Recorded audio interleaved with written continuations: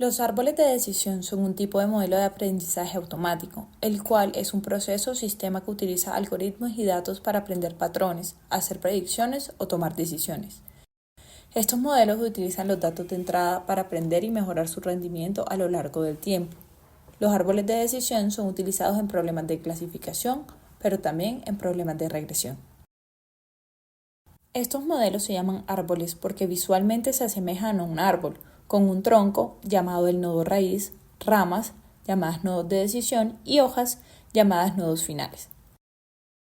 Cada nodo representa una característica o atributo del conjunto de datos y cada rama representa una posible decisión basada en una característica. Los árboles de decisión dividen el conjunto de datos en subconjuntos más pequeños en función de las características seleccionadas, esto con el objetivo de hacer predicciones precisas sobre la variable objetivo. Estos pueden ser utilizados tanto para clasificación como para regresión. En el caso de la clasificación, el objetivo es predecir una clase o categoría a la que pertenece una observación, mientras que en la regresión el objetivo es predecir un valor numérico.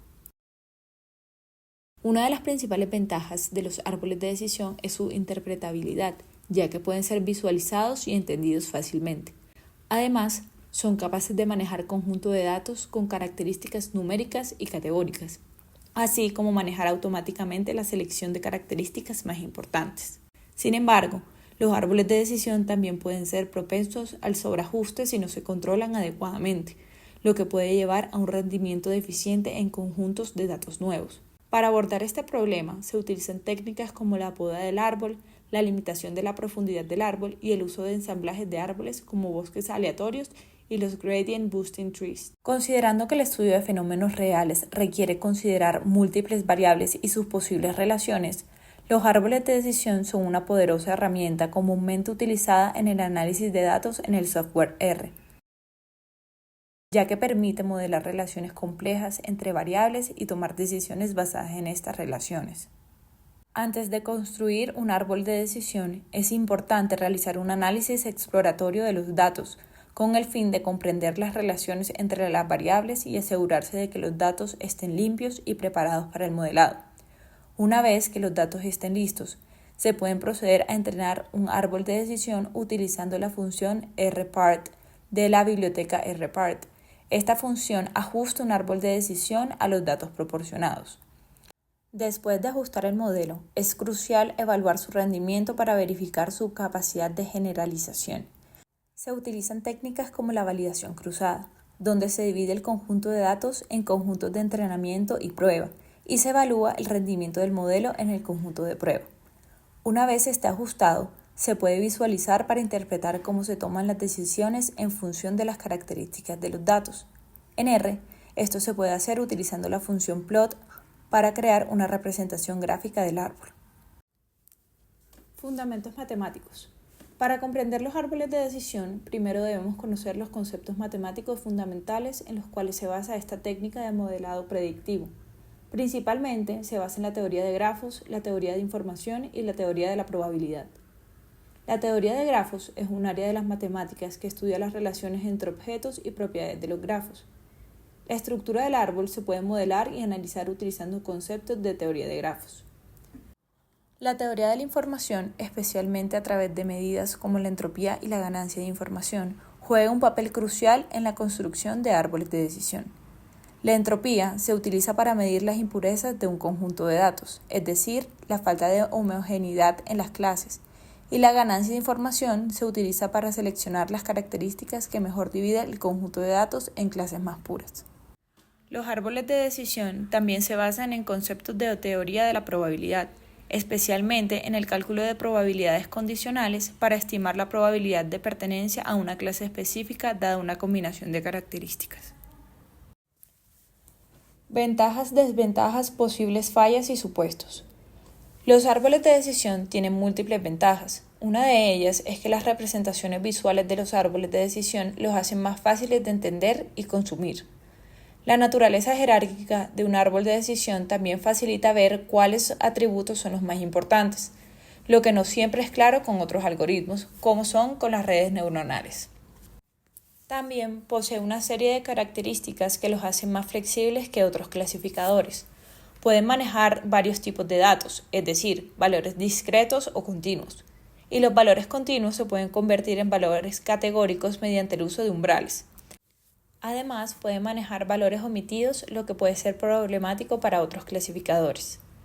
Los árboles de decisión, como cualquier otro modelo de aprendizaje automático, tienen sus propias limitaciones y supuestos que es importante tener en cuenta a la hora de utilizarlos.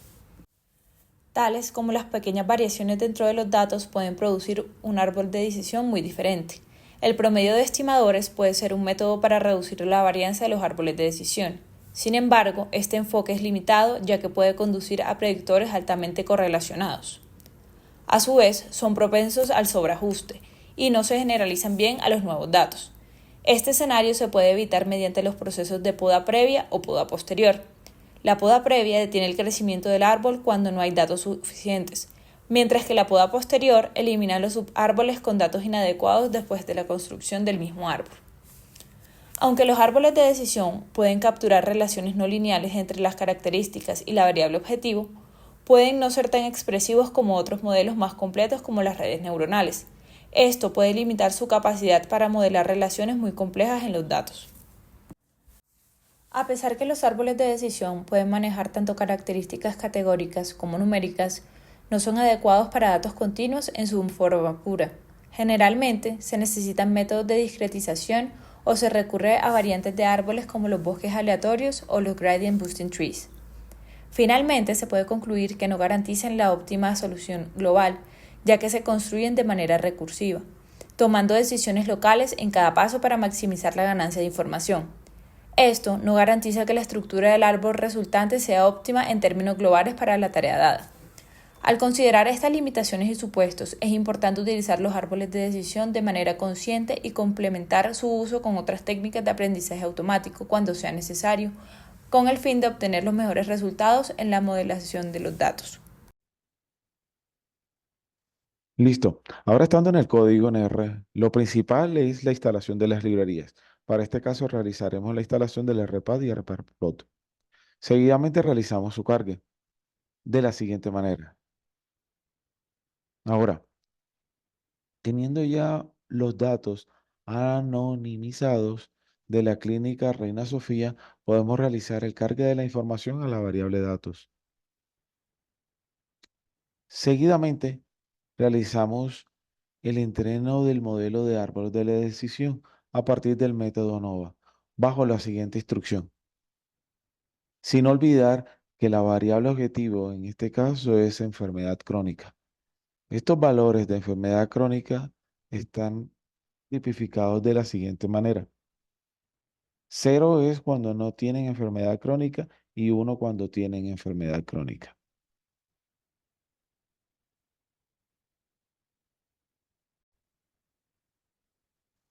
A continuación, con la siguiente instrucción realizamos, mediante el uso de repad.plot, la gráfica del árbol de decisión,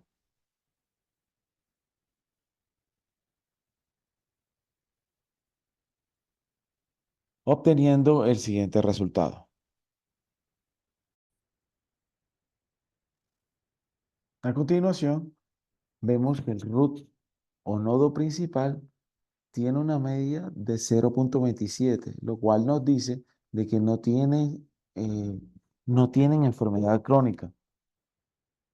Ahora, frente a la bifurcación del índice de masa corporal, cuando este es mayor o igual a 27, encontramos que dentro de ese total del 39%, un 0,15 presenta enfermedad crónica.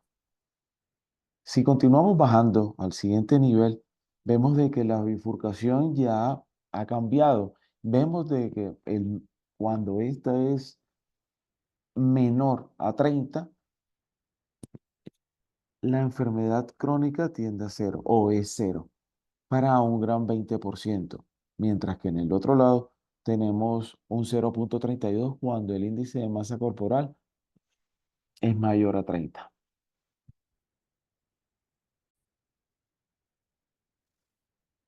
Cuando el índice de masa corporal, nos vamos a la siguiente rama.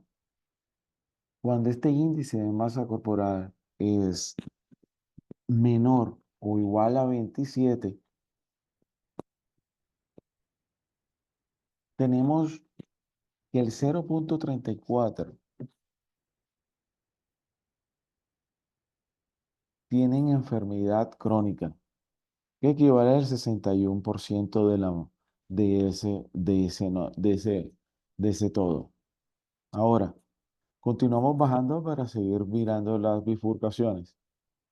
Cuando en la bifurcación encontramos de que la edad es mayor o igual a 60, vemos de que el índice